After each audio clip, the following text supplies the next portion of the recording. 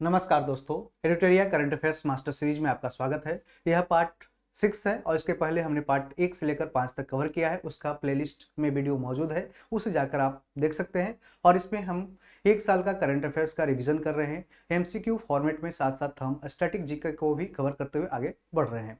तो वीडियो कैसा लग रहा है ये कमेंट बॉक्स में भी बता सकते हैं। साथ साथ आप इस चैनल को सब्सक्राइब कर लेंगे और आपको सुबह 7 बजे आपको करंट अफेयर्स का वीडियो मिल जाएगा। तो आगे बढ़ते हैं पहले क्वेश्चन की ओर। यह पार्ट 6 है और ये सारे वनडे एग्जाम्स के लिए काफी इंपॉर्टेंट रहने वाला है। तो चलिए शुरुआत करते हैं पहले क्वेश्चन से कि लांगटैंग नेशनल पार्क कहाँ पे स्थित है। तो कई कई बार ऐसे पूछे जाते हैं कौन से नेशनल पार्क है जो कहाँ, कौन से देश में, ये कौन सी जगह पे लोकेशन इसका है। तो लांगटैंग नेशनल पार्क की स्थिति देखते हैं तो इसका स्थिति नेपाल में है। कहाँ पे? नेपाल में। और ये नेपाल का पहला हिमालयन नेशनल पार्क भी था। तो नेपाल का पहला Himalayan national park Himalayan national park था। और भारत की बात करते हैं तो भारत का पहला नेशनल पार्क कौन सा था? बना था कौन? ये जिम कॉर्बेट। क्या? तो जिम कॉर्बेट। और ये कब बना था? 1936 में बना था। और इसे हैली नेशनल पार्क भी कहा जाता है। क्या? हैली नेशनल पार्क के नाम से भी जाना जाता है, हैली नेशनल पार्क। ठीक है, हैली नेशनल पार्क। साथ साथ इसे रामगंगा नेशनल पार्क भी अब नाम दिया गया है। क्या? रामगंगा नेशनल पार्क, क्योंकि रामगंगा नदी यहाँ से गुजरती है। रामगंगा नेशनल पार्क कह सकते हैं। ठीक है, और साथ साथ आपको ये ध्यान रखना है कहाँ पे है। तो जिम कॉर्बेट ये उत्तराखंड में। कहाँ? उत्तराखंड में ये स्थित है। कहाँ? उत्तराखंड में है। ठीक है, तो ये सब आपको ध्यान रखना है। साथ साथ ये ध्यान रखना है कि भारत का सबसे बड़ा नेशनल पार्क कौन सा है। सबसे बड़ा नेशनल पार्क भारत का कौन सा है? तो ये हेमिस है, Hemis national park. Hemis national park है, हेमिस। ठीक है, और ये कहाँ पे है? तो ये लद्दाख में है। कहाँ? लद्दाख में है। साथ साथ याद रखना है सबसे छोटा कहाँ है। तो सबसे छोटा की बात करते हैं तो ये है जो साउथ बटन। क्या? साउथ बटन नेशनल पार्क है। ये कहाँ पे? ये अंडमान एंड निकोबार में। कहाँ? अंडमान एंड निकोबार में है, ये लोकेशन इसका है। और ये सब आपको कुछ चीजें को ध्यान रखते हुए आगे बढ़ना है। ठीक है, और बात करते हैं पीन वैली नेशनल पार्क। ये भी कहीं कहीं पूछ देता है। पीन वैली नेशनल पार्क कहाँ है? पीन वैली नेशनल पार्क, तो इसका लोकेशन है कहाँ? हिमाचल प्रदेश में। कहाँ? हिमाचल में है। और हिमाचल प्रदेश के कौन सा जिला? तो लाहौल और स्पीति जिला है। लाहौल एंड स्पीति जिला है, वहीं पे इसका लोकेशन है। तो ये सब आपको ध्यान रखते हुए आगे बढ़ना है। साथ ही साथ एक क्वेश्चन बिहार दरोगा में भी ये भी पूछा गया था। नागातंकी नेशनल पार्क कहाँ है? या एगानतंकी इसको बोलते हैं। तो नागातंकी नेशनल पार्क कहाँ है? तो ये नागालैंड में है। नागालैंड में है, तो ये ध्यान रखना है। कहाँ? नागालैंड। चलिए, ये सब एक्स्ट्रा फैक्ट्स हो गए। आगे हम बढ़ते हैं अगले प्रश्न की ओर। कह रहा है कॉफी उत्पादन के संबंध में कह रहा है कौन से कथनों पे विचार करना और बताना है कौन सा कथन सही नहीं है, यानी क्या तो इसमें गलत दिया गया है। तो पहला ऑप्शन है कि भारत में कॉफी उत्पादन की शुरुआत कब होती है? तो 1800 के दशक में फ्रांसीसियों के द्वारा की गई थी। तो ये ऐसा गलत है, क्योंकि फ्रांसीसियों के द्वारा नहीं की गई थी। तो किसके द्वारा? तो यमन से बाबा बुदान के द्वारा, एक सूफी संत थे बाबा बुदान, उनके द्वारा कुछ बीज लाया गया था। क्या? कॉफी का बीज लाया गया था। और ये कहाँ लाया गया? तो बाबा बुदान हिल्स, जिसका नाम पड़ा है कहाँ? चिकमंगलूर। चिकमंगलूर में बाबा बुदान हिल्स भी है। और एक क्वेश्चन दरोगा एग्जाम में पूछा गया कि बाबा बुदान हिल्स का लोकेशन कहाँ है? तो ये कर्नाटक में है। कर्नाटक में ही है जो बाबा बुदान हिल्स। कहाँ पे? तो चिकमंगलूर में है। चिकमंगलूर कर्नाटक में स्थित है। और वहीं से कर्नाटक में इस तरह से कॉफी का प्रोडक्शन शुरू हो गया, जिस कारण से आप जानते हैं कॉफी बोर्ड भी बन गया है। कॉफी बोर्ड भी है जो बना हुआ है। कहाँ? बेंगलोर में। कहाँ? बेंगलोर में इसका कॉफी बोर्ड भी बना हुआ है, जो इससे रिसर्च संबंधी जानकारी यहाँ से प्राप्त की जाती है। किसके बारे में? तो कॉफी के प्रोडक्शन के बारे में। और जानते हैं कि भारत दुनिया का 7वां सबसे बड़ा कॉफी उत्पादक देश है और ये सबसे ज्यादा एक्सपोर्ट भी करता है। सबसे ज्यादा की बात नहीं करते, लेकिन एक लार्जेस्ट अमाउंट भी करता है। और ये दुनिया का 7वां सबसे बड़ा कॉफी उत्पादक देश है। तो यही बात करते हैं कि पहला कौन सा है। तो पहला है जो सबसे ज्यादा प्रोडक्शन कौन करता है? तो ब्राजील करता है। ब्राजील है जो सबसे ज्यादा कॉफी का प्रोडक्शन करता है। और ब्राजील का एक जिला है एक राज्य है मिनास गैरेस, इसका एक राज्य है ब्राजील का जिसका नाम है मिनास गैरेस, मिनास गैरेस। और ये टोटल जितना प्रोडक्शन होता है ब्राजील का उसका 50% ये अकेले राज्य करता है। क्या राज्य है? ब्राजील का। ठीक है, दूसरा स्थान किसका है? तो वियतनाम का है। दूसरा स्थान वियतनाम का है, तो ये भी अच्छा प्रोडक्शन करता है। साथ साथ इसका तीसरा स्थान कोलंबिया का है। ठीक है, तीसरा स्थान कोलंबिया का है, तो ये याद रखना है। फिर चौथा इंडोनेशिया, इथियोपिया, ये सब सारे प्रमुख क्या है? कॉफी प्रोडक्शन वाले ये सारे कंट्री है। चीन वैश्विक कॉफी का सबसे बड़ा उत्पादक है, तो ये गलत हो जाएगा क्योंकि यह ब्राजील है। भारत अरेबिका और रोबस्टा दोनों किस्मों के उत्पादन में अग्रणी राष्ट्र है। लेकिन आपको बता दें कि ये कॉफी के जो प्रमुख वैरायटी होते हैं, जो अरेबिका हो गया, रोबस्टा हो गया, तो याद रखना है 1 2। तीसरा होता है लिबेरिका। क्या? लिबेरिका। लिबेरिका भी इसका एक टाइप होता है, लिबेरिका। ठीक है, लिबेरिका हो गया जो भारत में मुख्य रूप से कम पाया जाता है, लेकिन ये विश्व में पाए जाते हैं, लेकिन कम मात्रा में पाए जाते हैं। और चौथा का नाम क्या है? तो एक्सेल्सा। चौथा का नाम क्या है? एक्सेल्सा। एक्सेल्सा, हालांकि इसका मात्रा क्या है? तो इसका प्रोडक्शन काफी कम है, जिस कारण से अरेबिका और रोबस्टा का भी कई बार एग्जाम में ये क्वेश्चन पूछ देता है कि अरेबिका और रोबस्टा, लिबेरिका, ये सब किसकी प्रजाति है या किसकी किस्म है। ठीक है, कौन से फसल की है? तो ये कॉफी की है। क्या? कॉफी की याद रखना है। ठीक, कॉफी की याद रखना है। ठीक है, और आपको बता दें कि बाबा बुधान हिल्स कब लाया था? तो ये 17वीं शताब्दी में। कब? 17वीं शताब्दी में, कह सकते हैं 17वीं शताब्दी यानी कि 1632 के आसपास, 1632 एडी के आसपास ये लाया था। लेकिन भारत में 19वीं शताब्दी के बाद कब हुआ? 19वीं शताब्दी में, 19वीं शताब्दी में क्या हुआ था? अंग्रेज के द्वारा इसका कॉफी का क्या किया गया था? तो कॉफी का कमर्शियलाइजेशन किया गया था, यानी व्यवसायीकरण, एक व्यवसायीकरण किया गया था, यानी कमर्शियलाइजेशन इसको कॉफी को किया गया था और कॉफी बागान की स्थापना की गई थी। कॉफी बागान की स्थापना की गई थी। ठीक है, तो ये सब आपको ध्यान रखना है। और कॉफी का पहला उस तरह से कॉफी का किया गया था कब? कॉफी बोर्ड बनाया गया था कब? 1942 में कॉफी बोर्ड का स्थापना भी भारत में किया जाता है। और इसका हेडक्वार्टर कहाँ? तो ये बंगलोर में रखा जाता है। ठीक है,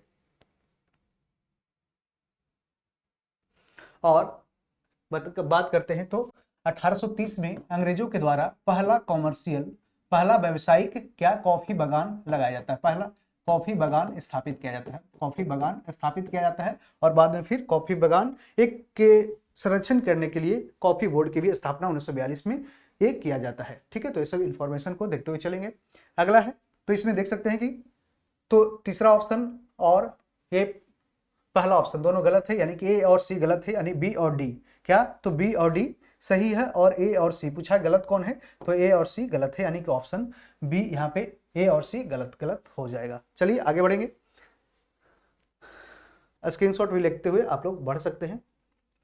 अगला है कि 20 से 24 जनवरी 2025 का सूर्य, अंतरिक्ष, मौसम और सौर तारकीय संबंध शीर्षक से अंतर्राष्ट्रीय सम्मेलन का आयोजन कहाँ किया गया? कहाँ किया गया? तो ये बेंगलोर में आयोजन अभी किया गया था। कहाँ? बेंगलोर में इसका आयोजन किया गया। मुख्य रूप से ये सोलर चुंबकत्व इसका और अंतरिक्ष, मौसम, सौर तारकीय संबंध के बारे में जानकारी हासिल करना है। और एक कोडाई कनाल, क्या? कोडाई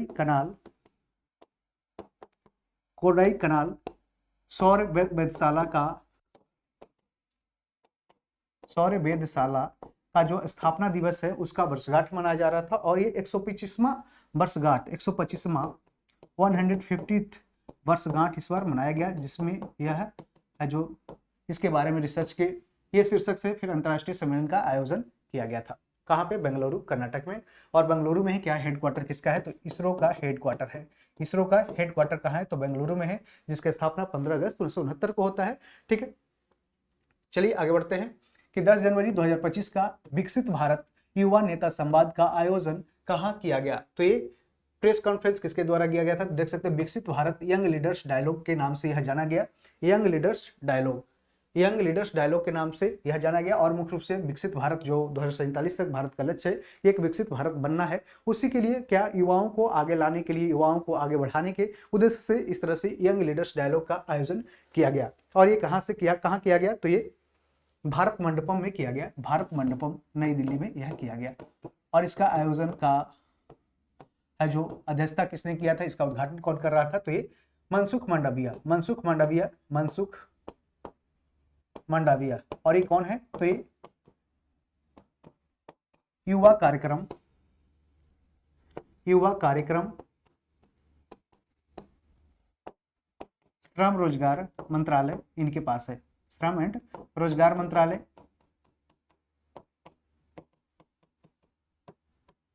और एक या युवा प्लस खेल, यानी ministry of youth and sports affairs, शासक लेबर एंड एम्प्लॉयमेंट मिनिस्ट्री के जो अफेयर्स के मिनिस्ट्री है, कौन संभाल रहे हैं? तो यही मनसुख मंडाविया। और इनके द्वारा इस तरह से भारत युवा नेता संवाद का आयोजन किया गया। जानते हैं कि 10 जनवरी के बाद के आसपास किया गया, तो यानी कि 12 जनवरी को यह मनाया जाता है क्या? तो राष्ट्रीय युवा दिवस मनाया जाता है, राष्ट्रीय युवा दिवस मनाया जाता है। राष्ट्रीय युवा दिवस मनाया जाता है कब?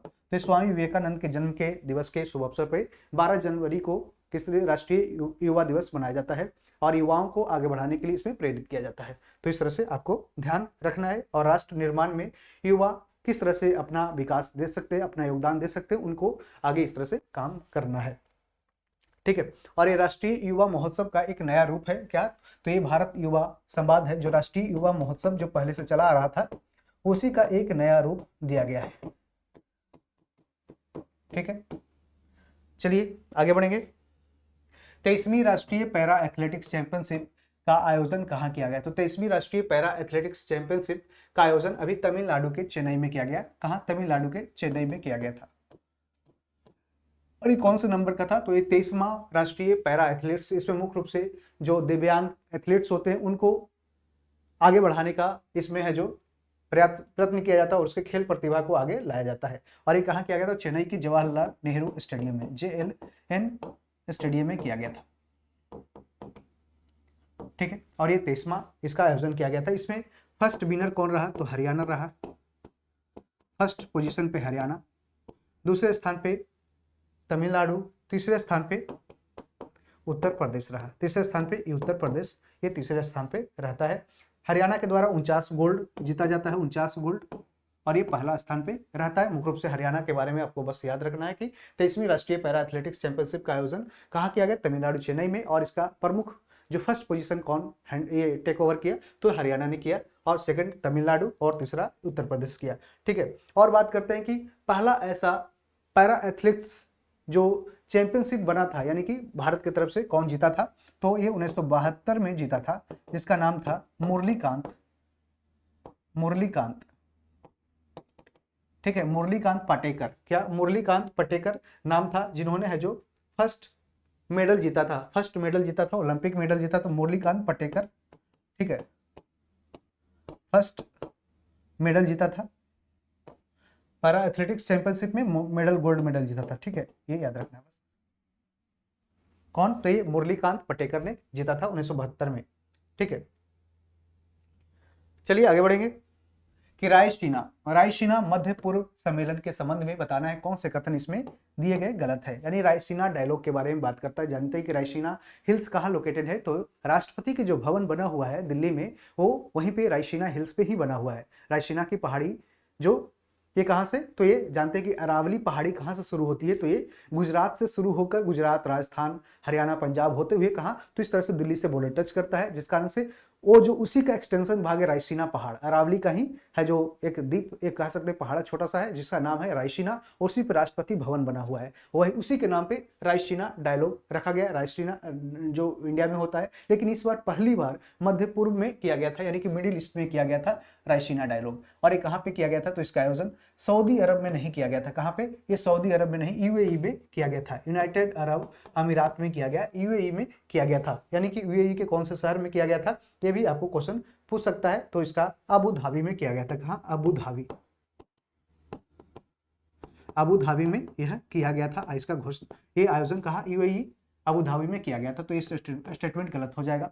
भारतीय प्रधानमंत्री नरेंद्र मोदी इसके मुख्य अतिथि थे। तो इसका मुख्य अतिथि कौन थे? तो एस जयशंकर। कौन? एस जयशंकर थे, एस जयशंकर, यानी कि विदेश मंत्री भारत के इसके मुख्य अतिथि के रूप में गए थे।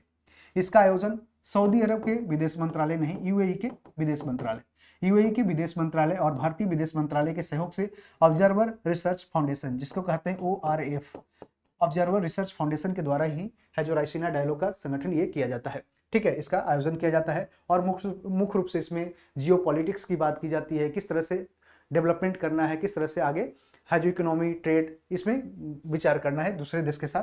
तो इस तरह से आप ध्यान रखना है। तो पूछा कौन गलत है, तो देख सकते हैं कि पहला, दूसरा और तीसरा तीनों स्टेटमेंट इसमें क्या है तो गलत है, यानी कि सारे स्टेटमेंट क्या है गलत गलत दिए गए हैं। ठीक है, तो ये सब आपको ध्यान रखना है। साथ ही साथ यूएई की है जो यूएई का स्थापना कब होता है, यूएई आजाद कब होता है तो 1971 में, और सात क्या है तो यूनाइटेड अरब अमीरात, 7 अमीरात से यह बना हुआ है, 7 अमीरात से यह बना हुआ है। और 7 अमीरातों में सबसे बड़ा क्या है, अबू धाबी शहर इसका सबसे बड़ा है। 7 अमीरातों में सबसे बड़ा सऊदी अरब है, ये क्या है तो ये अबू धाबी है। क्या अबू धाबी है। और इस समुद्री सुरक्षा प्लस क्षेत्रीय सम्मेलन पे भी भारत है जो इसमें बातचीत करता है, यानी कि समुद्री सुरक्षा के विषय में, समुद्री सुरक्षा की बात करता है, साथ साथ निवेश की बात करता है, किस तरह से इन्वेस्टमेंट करना है, व्यापार की बात करता है। तो इस तरह से जियो पॉलिटिक्स में किस तरह से भारत की उपलब्धता रहेगी इसके बारे में बातचीत करता है। और मुद्रा क्या है, यूएई का मुद्रा क्या है तो मुद्रा के नाम क्या है तो दिरहम है। क्या, मुद्रा का नाम दिरहम है। मुद्रा क्या है तो दिरहम मुद्रा है। और इसके जो राष्ट्रपति हैं ये राष्ट्रपति हैं शेख मोहम्मद बिन जायद है। शेख मोहम्मद बिन जायद, इसका नाम याद रखना है, शेख मोहम्मद बिन जायद। शेख मोहम्मद बिन जायद क्या है तो ये प्रेसिडेंट है। क्या है तो ये यूएई के प्रेसिडेंट है शेख मोहम्मद बिन जायद। ये नाम याद रख लेना है। ठीक है, चलिए आगे बढ़ते हैं। 8वां प्रश्न कि महिला हॉकी इंडिया लीग का पहला खिताब किस टीम ने जीता है, तो इसको जीता है ओडिशा वॉरियर्स ने जीता है। ओडिशा वॉरियर्स ने जीता है। किसको हराकर जीता है तो सुरमा हॉकी क्लब को हराकर जीता है। और इसमें पहला पोजीशन कौन रहा तो ओडिशा वॉरियर्स। और एक आयोजन कहाँ किया गया था हॉकी इंडिया, महिला हॉकी इंडिया लीग का, तो ये रांची में किया गया था। कहाँ, रांची में इसका आयोजन किया जा रहा था और इसमें ओडिशा वॉरियर्स ने जीता। इसमें बेस्ट गोलकीपर का अवार्ड किसके द्वारा जीता गया तो इसमें जीता गया सविता पुनिया के द्वारा। सविता पुनिया का आपने नाम सुना होगा। कौन से खेल से संबंधित है तो ये फुटबॉल खेलती है और ये महिला फुटबॉल गोलकीपर है, याद रखना है। साथ ही साथ बेस्ट कर सकते हैं टूर्नामेंट या tournament player of the tournament. Player of the tournament कौन जीता, पीओटीएम कह सकते हैं, पीओटीएम प्लेयर ऑफ द टूर्नामेंट। ठीक है, प्लेयर ऑफ द मैच या प्लेयर ऑफ द टूर्नामेंट कह सकते हैं। कौन जीता तो ये ज्योति ने इस तरह से प्लेयर ऑफ द टूर्नामेंट का खिताब इसमें जीता है। तो ये सब याद रख लेना है। ठीक, चलिए आगे बढ़ेंगे कि 38वें राष्ट्रीय खेलों की थीम क्या रही, तो 38वां राष्ट्रीय खेल का आयोजन जानते ही कहाँ हुआ तो ये उत्तराखंड में हुआ। उत्तराखंड में 38वां राष्ट्रीय खेल हुआ। 38वां राष्ट्रीय खेल कहाँ हुआ तो ये उत्तराखंड में। और उत्तराखंड के पक्षी के नाम पे ही क्या तो मौली इसका नेशनल, ये इसका शुभंकर का नाम क्या था, मौली था। और इसमें सबसे टॉप पे पोजीशन पे कौन रहा तो पहला स्थान पे सर्विसेज रहा। क्या, आर्मी, इंडियन एयर फोर्सेस, ये सब मिले हुए खेलते हैं। दूसरे स्थान पे कौन रहा तो महाराष्ट्र रहा। और तीसरे स्थान पे हरियाणा का नंबर आता है। ठीक है, इसके पिछले बार में क्या महाराष्ट्र विजय हुआ। 39वां कहाँ होने वाला है तो 39th होगा मेघालय में। और इसका समापन कहाँ होता है तो इसका समापन होता है कहाँ, हल्द्वानी। समापन होता है कहाँ, हल्द्वानी में। हल्द्वानी उत्तराखंड में इसका समापन किया जाता है। हल्द्वानी उत्तराखंड में इसका समापन होता है। और इसका थीम इस बार क्या रखा, ग्रीन गेम्स यानी कि क्या तो पर्यावरण से संबंधित इसको विकास पे जोर देना है, यानी कि एनवायरमेंट फ्रेंडली को भी आगे बढ़ते हुए स्पोर्ट्स में भी लाना है। तो इसका answer option A green games हो जाएगा। क्या, ग्रीन गेम्स हो जाएगा, ये आपको याद रखना है। ठीक है,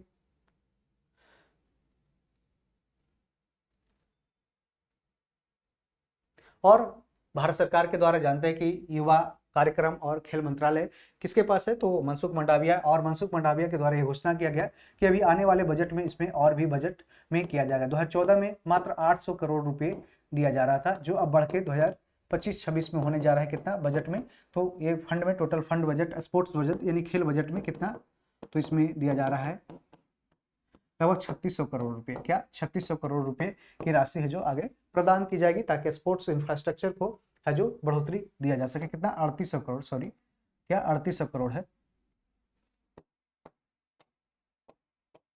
ठीक है, चलिए आगे बढ़ेंगे। ऑस्ट्रेलियन ओपन 2025 का पुरुष एकल खिताब किसने जीता है? तो ऑस्ट्रेलिया ओपन 2025 का पुरुष एकल खिताब यह किसने जीता है? तो क्वेश्चन कई बार पूछा गया। तो जैनिक सिनर, इनका नाम है जैनिक सिनर, और जैनिक सिनर ये जीता है पुरुष में, क्या पेल कैटेगरी में जैनिक सिनर ने जीता है। तो जैनिक सिनर ये कहाँ के हैं? तो ये भी आपको क्वेश्चन पूछ सकता है। तो ये इटली के हैं। कहाँ के? इटली के जैनिक सिनर, इटली के हैं। इटली के जैनिक सिनर ने जीता है। और ये किसको हराया है? तो अलेक्जेंडर जेवरेव को हराया। किसको? ये इटली के हैं। और किसको हराया?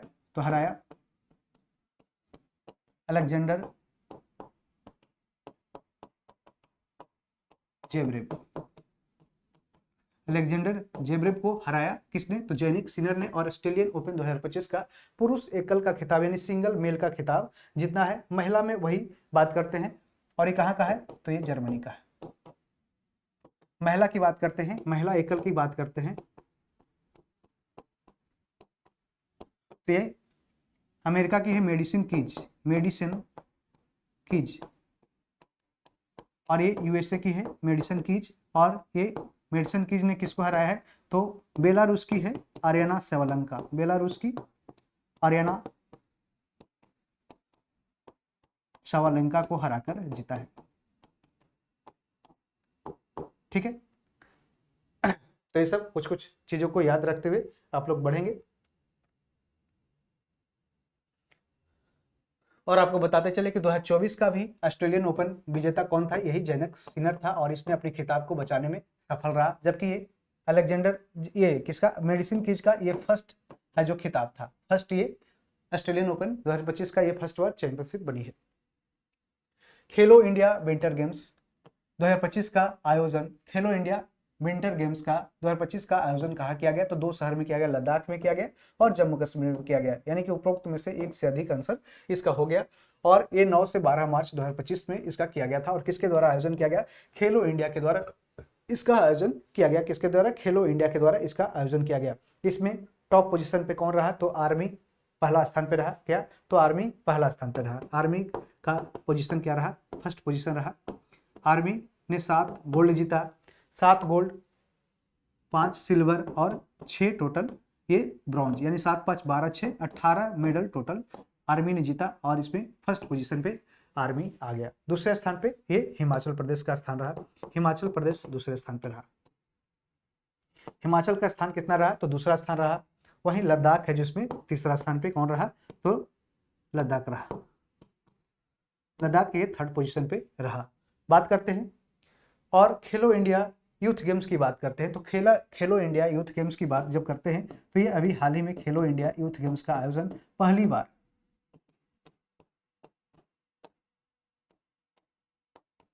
बिहार में इस बार किया गया है। कहाँ? खेलो इंडिया यूथ गेम्स 2025 में कहाँ हुआ? तो ये बिहार में किया गया है।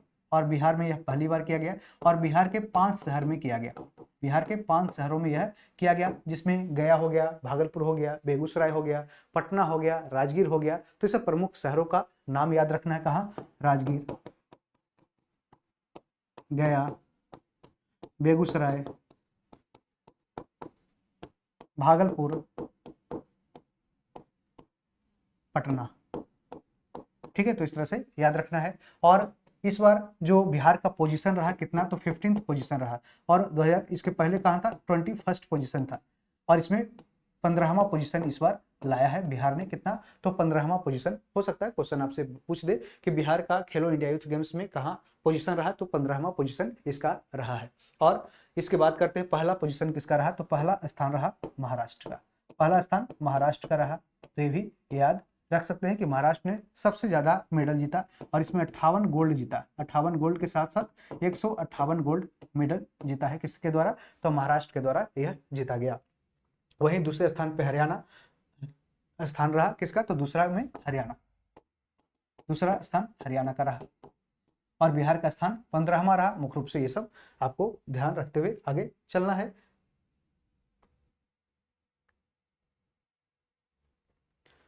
ठीक है, तो ये सब। और तीसरे स्थान की भी बात कर लेते हैं तो राजस्थान है। ठीक है, चलिए ये सब कुछ नोट करते हुए आगे चलेंगे। इसका शुभंकर की नाम का, शुभंकर क्या था, शुभंकर पूछ देता है क्वेश्चन। तो गज सिंह, क्या, गज सिंह। और ये कहाँ से स्ट्रक्चर ये लिया गया है, तो ये पाल कला से लिया गया है, पाल कला की आकृति से लिया गया है। ये भी क्वेश्चन इंपॉर्टेंट है। और गज सिंह यानी कि हाथी का मुड़ी रहेगा और सिंह का उधर ये अलग बॉडी रहेगा। ठीक है, तो इसको याद रखते हुए आगे बढ़ते हैं। चलिए,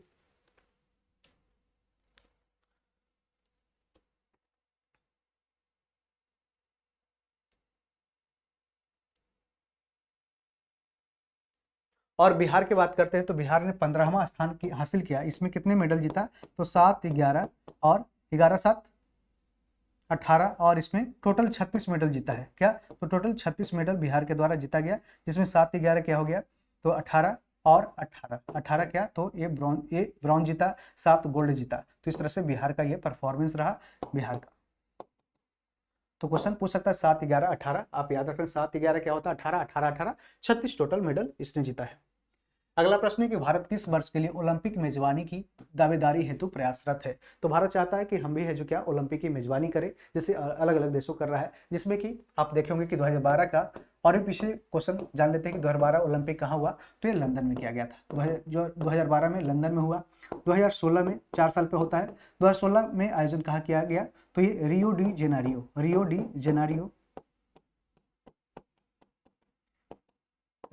जेनेरियो ब्राजील में। और जानते हैं कि ऐसे क्वेश्चन है जो पूछ देते हैं, जैसे कि बहुत सारे एग्जाम से, जैसे बिहार एसएससी हो गया, या फिर एसएससी के एग्जाम्स या रेलवे के एग्जाम में इस तरह से पूछ देते हैं कि 2012 में कहाँ ओलंपिक हुआ था। 2016 के बाद 2020 में कहाँ हुआ, तो टोक्यो ओलंपिक हुआ। टोक्यो ओलंपिक में जानते हैं कि इसी में क्या हुआ था, नीरज चोपड़ा के द्वारा पहली बार क्या, तो इस तरह से गोल्ड मेडल जीता गया, जिस कारण 7 अगस्त को भाला फेंक में, और भाला फेंक दिवस 7 अगस्त को मनाया जाता है। 2020 के बाद 2024 में कहाँ हुआ, तो ये पेरिस में हुआ। ठीक है, 2028 कहाँ होने वाला है, तो 2028 होने वाला है Los Angeles America, Los Angeles America, जिसमें पहली बार क्रिकेट को भी शामिल किया जाएगा। क्या, क्रिकेट को भी शामिल करने की बात हो रही है। 2028 के बाद अनाउंस भी हो गया है, 2032 में कहाँ किया जाएगा, तो ब्रिस्बेन ऑस्ट्रेलिया में किया जाएगा। कहाँ, ब्रिस्बेन ऑस्ट्रेलिया में किया जाएगा। और वहीं 2036 की बात करते हैं तो 2036 में भारत है जो प्रयत्न कर रहा है कि उसे ओलंपिक का दर है जो क्या होस्टिंग करने को मिल जाए। और साथ साथ ये कहाँ, तो अहमदाबाद, गांधीनगर, अहमदाबाद हो गया, गांधीनगर हो गया, भोपाल हो गया, ऐसे प्रमुख शहरों में क्या, तो ये भारत का प्लान है कि वहां पे इस तरह से ओलंपिक का सेटअप किया जाए, जिसके कारण आप देखोगे टॉप्स मॉडल भी लाया जा रहा है। यानी कि क्या, तो इस तरह से टॉप्स मॉडल करके पूछ देगा क्वेश्चन कि टॉप्स मॉडल क्या है, तो टॉप्स मॉडल के आधार पे क्या, तो इस तरह से एक पोडियम डेवलप करने की कोशिश की जा रही है। किस तरह से, तो ओलंपिक, किस तरह से ओलंपिक में खिलाड़ियों का प्रदर्शन होगा, किस तरह से वहां पे सेटअप तैयार होगा, उसके लिए टॉप्स मॉडल है जो किया जा रहा है, बनाया जा रहा है। क्या, टॉप्स मॉडल बनाया जा रहा है। ठीक है, इसको याद रखते हुए चलना है। चलिए आगे बढ़ते हैं। अगले प्रश्न की ओर, कि हाल ही में किस टेनिस खिलाड़ी के द्वारा टेनिस इतिहास में सबसे ज्यादा ग्रैंड स्लैम मैच खेलने का रिकॉर्ड बनाया गया है, तो ये नोवाक जोकोविच ने वर्ल्ड रिकॉर्ड बनाया और सबसे ज्यादा टेनिस इतिहास में सबसे ज्यादा ग्रैंड स्लैम मैच खेलने का रिकॉर्ड बनाया। और इसको रोजर फेडरर को है जो पीछे कर दिया, रोजर फेडरर को पीछे कर दिया। सारे ये जो प्लेयर है ये किससे संबंधित है, तो ये सारे खेलते हैं क्या, तो ये सारे टेनिस खेलते हैं। क्या, टेनिस खेलते हैं, तो ये सब ध्यान रखना है। ठीक है, और इसमें 430 के आसपास है जो रोजर फेडरर के द्वारा 430 खेला गया था, और इसमें नोवाक जोकोविच ने 430 प्लस है जो मैच खेल करके इस तरह से इनका रिकॉर्ड तोड़ दिया है। और सबसे ज्यादा नोवाक जोकोविच के द्वारा ग्रैंड स्लैम भी जीता गया। क्या, ग्रैंड स्लैम का भी विजेता यही बना है, कौन, नोवाक जोकोविच। ग्रैंड स्लैम का विजेता सबसे ज्यादा कौन, तो ये ग्रैंड स्लैम का ये 24 बार जीता है। क्या, 24 टाइम्स खिताब जीता है। वहीं दूसरे स्थान पे ये राफेल नडाल है जिन्होंने 22 बार, वहीं रोजर फेडरर 20 बार यह खिताब जीता है। तो इस तरह से सबसे ज्यादा ग्रैंड स्लैम जीतने वाला कौन है, तो ये यही है, नोवाक जोकोविच। और ये कहाँ के हैं, सर्बिया के नोवाक जोकोविच है। और ये कहाँ पे ये उपलब्धि हासिल किए, तो ऑस्ट्रेलियन ओपन 2025 में। कहा, ऑस्ट्रेलियन ओपन 2025 में यह उपलब्धि हासिल करते हैं। ठीक है, भारतीय एथलेटिक्स महासंघ एथलीट आयोग का अध्यक्ष किसे नियुक्त किया गया? तो भारतीय एथलेटिक्स महासंघ की बात करते हैं तो इसका स्थापना कब होता है? 1946 में। और इसका हेड क्वार्टर कहाँ है? तो न्यू दिल्ली में इसका हेड क्वार्टर है। न्यू दिल्ली में इसका हेड क्वार्टर है। और इसके अध्यक्ष कौन है? अभी प्रेसिडेंट की बात करते हैं तो अभी उनका हाल ही में सिलेक्शन हुआ है। और ये कौन है? तो बहादुर सिंह सागू है। क्या? बहादुर सिंह सागू, बहादुर सिंह सागू है। ठीक है। और कह रहा है कि एथलीट आयोग का अध्यक्ष किसे नियुक्त किया गया? तो इसमें नियुक्त किया गया अंजू बॉबी जॉर्ज को नियुक्त किया गया, अंजू बॉबी जॉर्ज को। और ये खुद ये कौन से खेल से जुड़ी हुई है? तो लंबी कूद से जुड़ी हुई है। वहीं बहादुर सिंह सागू है कौन से खेल से जुड़े हुए थे? तो ये शॉर्ट पुट। क्या? शॉर्ट पुट, यानी उस तरह से शॉर्ट पुट जो फेंका जाता है और कितने दूर तक जाएगा उसके आधार पे। और अंजू बॉबी जॉर्ज ये लॉन्ग जंप। क्या? लॉन्ग जंप, जो बिहार दरोगा में आप लोग लॉन्ग जंप भी करते होंगे। ठीक है, ये लॉन्ग जंप से जुड़ी हुई है अंजू बॉबी जॉर्ज। ठीक है। और भारत का उड़न परी कहा जाता है क्या? तो उड़न परी भारत का कहा जाता है क्या? पीटी उषा को कहा जाता है। ठीक है, भारत का उड़न परी पीटी उषा को कहा जाता है। और मिल्खा सिंह को जानते हैं कि बहुत ही तेज धावक थे। ठीक है। और अंजू बॉबी जॉर्ज के साथ साथ क्या इसमें टोटल सदस्यों की संख्या कितनी है? तो टोटल सदस्यों की संख्या इसमें 9 है। ठीक है, जिसमें 6 महिला है, 6 महिला और 3 पुरुष है। 3 पुरुष है, जिसमें एक पुरुष कौन से हैं? तो ये नीरज चोपड़ा भी हैं। क्या? नीरज चोपड़ा जो भाला फेंकते हैं, नीरज चोपड़ा जो टोक्यो ओलंपिक 2020 में ये गोल्ड मेडलिस्ट रहे थे। ठीक है, तो ये सब याद रखते हुए चलना है। आगे बढ़ते हैं। हाल ही में दिग्गज क्रिकेटर खिलाड़ी मार्टिन गुप्टिल ने संन्यास की घोषणा किया। यह किस देश के खिलाड़ी रह चुके हैं? तो ये खेलते हैं किसके लिए? तो ये न्यूजीलैंड के खिलाड़ी हैं।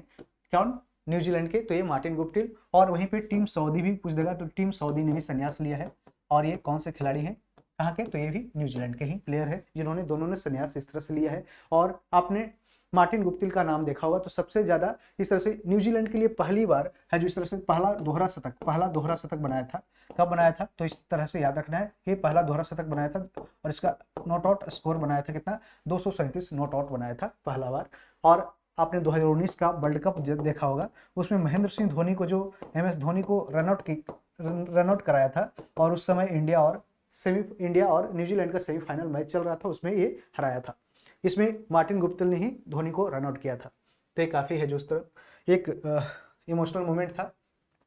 हाल ही में गठित MK जैन, क्या MK जैन यहाँ पे कर लेना, MK Jain committee is related to, तो ये बैंकिंग क्षेत्र से संबंधित है। और इसमें मुख्य रूप से क्या? तो यूनिवर्सल बैंक। क्या? यूनिवर्सल बैंक जिसे UB कहते हैं, UB प्लस ये माइक्रो फाइनेंस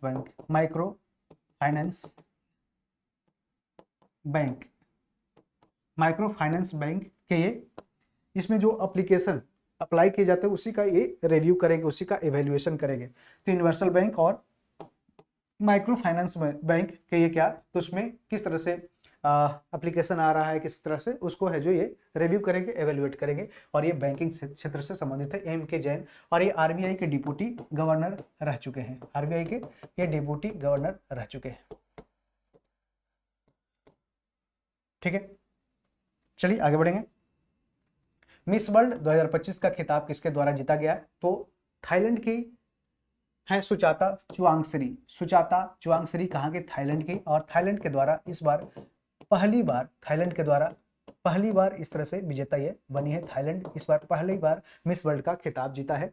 ये याद रखना है, क्वेश्चन पूछ सकता है तो ध्यान रखना है। इसके पहले क्रिस्टीना प्लिस्कोवा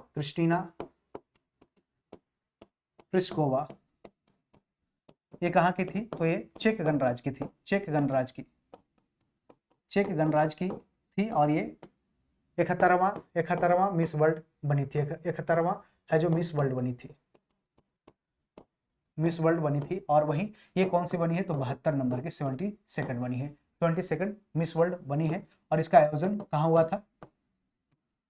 इसका आयोजन कहाँ किया गया था? तो इसका आयोजन हुआ था कहाँ? हैदराबाद तेलंगाना में। कहाँ? हैदराबाद तेलंगाना में इसका आयोजन किया गया था। और इसका रिजल्ट कब आया था? तो ये 31 मई को रिजल्ट आया था, 31 मई 2025 को। ठीक है, इसके पहले भारत ने कब किया था? तो जानते हैं कि भारत ने भी इसके पहले 2023 में भी किया था। क्या? 2023 में भी इसका आयोजन है जो सफलपूर्वक कहाँ किया था, मुंबई में किया था। कहाँ, मुंबई में 2023 में। इसके पहले है जो मिस वर्ल्ड का किया था, और इस बार 2025 में किया है कहाँ, तेलंगाना हैदराबाद में इस बार किया है। कहाँ, तेलंगाना हैदराबाद में इस बार किया है।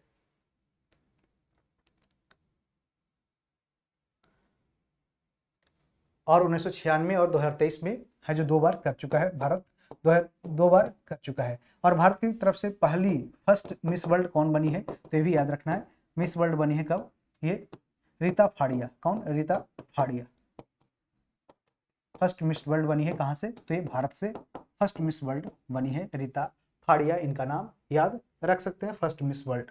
ठीक है, चलिए आगे बढ़ेंगे कि विकसित कृषि संकल्प अभियान 2025 की शुरुआत कहाँ से हुई है, तो इसका शुरुआत हुआ है कहाँ से, तो ये ऑप्शन भुवनेश्वर कर लीजिए, भुवनेश्वर।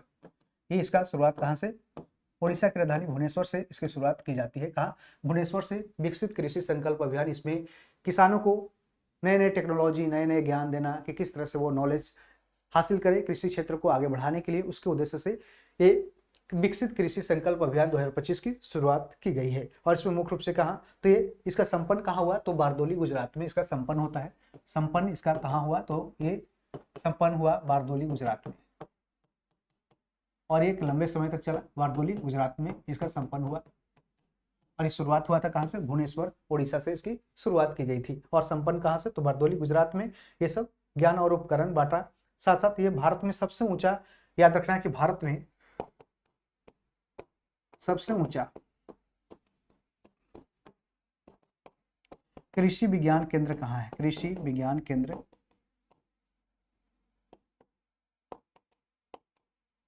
कहाँ है, तो इसका सबसे ऊंचा ये लद्दाख में है, लद्दाख में है, लद्दाख में है। और कहाँ, जगह का नाम क्या है, तो न्यूमोरो।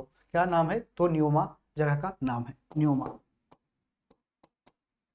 न्यूमा में यह लोकेशन स्थित है कि भारत में सबसे ऊंचा कृषि विज्ञान केंद्र कहाँ पे, तो ये याद है रखना है। और मुख्य रूप से इसमें क्या, तो 2025 में जो खरीफ फसल है, खरीफ फसल जैसे अभी धान की खेती होना स्टार्ट हो जाएगा, उसी के पहले क्या, खरीफ फसल के आने से पहले विकसित कृषि संकल्प अभियान शुरू किया गया है। तो ये सब ध्यान रखना है। चलिए आगे बढ़ेंगे। चर्चा में रहे खिलाड़ी महेंद्र गुर्जर किस खेल से संबंधित है, तो महेंद्र गुर्जर ये मुख्य रूप से भाला फेंकते हैं। क्या, भाला फेंक से संबंधित है, यानी कि जैवलिन थ्रो प्लेयर है। क्या, तो जैवलिन फेंकते हैं, जैवलिन थ्रो प्लेयर है। और भी खिलाड़ी इससे जुड़े हुए कौन, तो मुख्य रूप से नीरज चोपड़ा का आपने नाम सुना होगा। नीरज चोपड़ा जो क्या किए थे, तो टोक्यो ओलंपिक 2020 में हुआ, टोक्यो ओलंपिक हुआ 2020 में, इसने गोल्ड मेडल जीता था।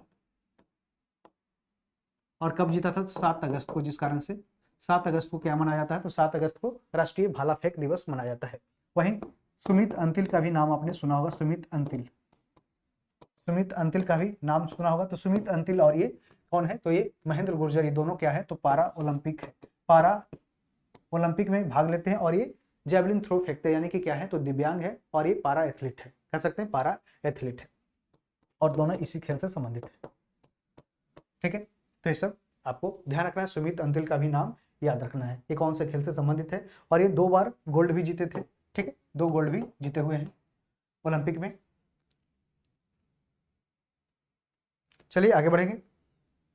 रक्षा अनुसंधान और विकास संगठन यानी DRDO, यहाँ पे इंग्लिश का कुछ ट्रांसलेशन मिस हो गया, उसको हम कंप्लीट कर लेंगे अगले वीडियो में। तो रक्षा अनुसंधान और विकास संगठन ने किस शहर में क्वांटम टेक्नोलॉजी अनुसंधान केंद्र का उद्घाटन किया है, तो क्वांटम प्रौद्योगिकी अनुसंधान केंद्र का उद्घाटन कहाँ किया है, तो ये उद्घाटन कहाँ किया गया, तो DRDO का हेडक्वार्टर की बात करते हैं, तो इसकी स्थापना 1958 में होता है। इसका हेडक्वार्टर न्यू दिल्ली है, और इसके जो चेयरमैन है, प्रेसिडेंट है कौन है, समीर बी कामत है, समीर बी कामत इसके क्या है, तो प्रेसिडेंट है समीर बी कामत। ये सब कुछ फैक्ट्स आपको याद रखना है। इसका हेडक्वार्टर न्यू दिल्ली 58, और ये काम करता है किसके अंदर, तो मुख्य रूप से मिनिस्ट्री ऑफ डिफेंस यानी कि रक्षा मंत्रालय के अंदर यह काम करता है। और मुख्य रूप से भारत को रक्षा में आत्मनिर्भर बनाने का इसका मुख्य उद्देश्य है कि क्या, रक्षा में आत्मनिर्भर बनाना इसका मुख्य लक्ष्य है। ठीक है, यानी सेल्फ सफिशिएंसी हासिल करना है किसमें, डिफेंस सेक्टर में। और ये इसका जो कहाँ किया गया, तो ये किया गया नई दिल्ली में मेटकॉफ हाउस। कहाँ, मेटकॉफ हाउस ऑप्शन भी दे सकता है, तो मेटकॉफ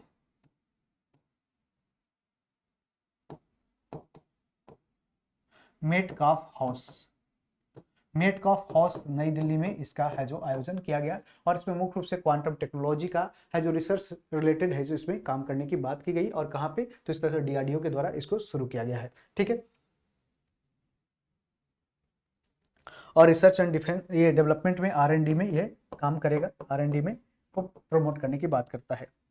अगला है कि शहरी नवाचार और विकास को बढ़ावा देने के उद्देश्य से कौन से राज्य ने अंकुर योजना की शुरुआत किया है। तो अंकुर योजना की शुरुआत किया गया है किसके द्वारा, तो ये उड़ीसा के द्वारा शुरू किया गया है। Orissa launches Ankur to make cities future ready. और उड़ीसा का ऐसा कहना है कि हम आने वाले वर्षों में, आने वाले कुछ ही वर्षों में क्या 2036 तक उसका जो शहरी पॉपुलेशन है, क्या 2036 तक उसका 3 हो जाएगा, जितना अभी अर्बन पॉपुलेशन है वो 3x हो जाएगा, यानी डबल हो जाएगा क्या उसकी उड़ीसा की पॉपुलेशन, शहरी पॉपुलेशन, उड़ीसा की क्या तो शहरी जनसंख्या हो जाएगी।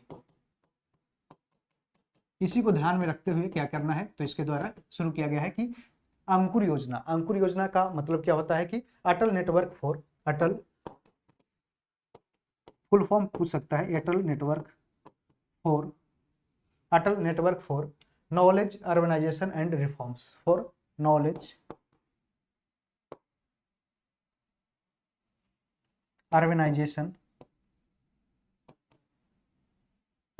एंड रिफॉर्म्स की बात किया जा रहा है। इसका फुल फॉर्म याद रखना है। ठीक है, तो इस तरह से किया गया है, अटल नेटवर्क बनाया दिया जा रहा है किसके लिए, तो अंकुर या मुख्य रूप से क्या तो शहरों का विकास करने के लिए उड़ीसा में इस तरह से शुरू किया गया है। और उड़ीसा के मुख्यमंत्री कौन है, तो मोहन चरण मांझी है, मोहन चरण मांझी, और ये बीजेपी से ही बने हुए हैं। तो इस तरह से फ्रेंड्स हमने टोटल 20 क्वेश्चन आज कंप्लीट किया है 6ठे नंबर पार्ट में। इसके पहले हमने पार्ट 1 से लेकर पार्ट 6 तक आज कवर हो चुका है, तो इसका प्लेलिस्ट में वीडियो मौजूद है, साथ साथ आपको 7 बजे सुबह मिल जाएगा। इसका वीडियो देख सकते हैं, रिकॉर्ड हम कर रहे हैं यहाँ पे 12:54, अभी रात हो चुका है, रात में कर रहे हैं, तो इसके लिए आपके लिए ही इस तरह से मेहनत किया जा रहा है। तो वीडियो को, मेरे मेहनत को देखते हुए वीडियो को जरूर है जो दूसरे दोस्तों के साथ आप भेजेंगे और इसे लाइक करेंगे, शेयर करेंगे, सब्सक्राइब करेंगे, साथ साथ चैनल को आगे प्रमोट भी करेंगे। तो कैसा लगा वीडियो कमेंट बॉक्स में बता सकते हैं। जो इन्फॉर्मेशन कुछ भी मिसिंग हो उसको आप कमेंट में बताना ना भूलें, इससे हमें भी गलतियों का एहसास होता है और उसमें आगे और भी अच्छे से काम करने की प्रेरणा मिलती है। तो वीडियो देखने के लिए धन्यवाद। Thank you, all the best.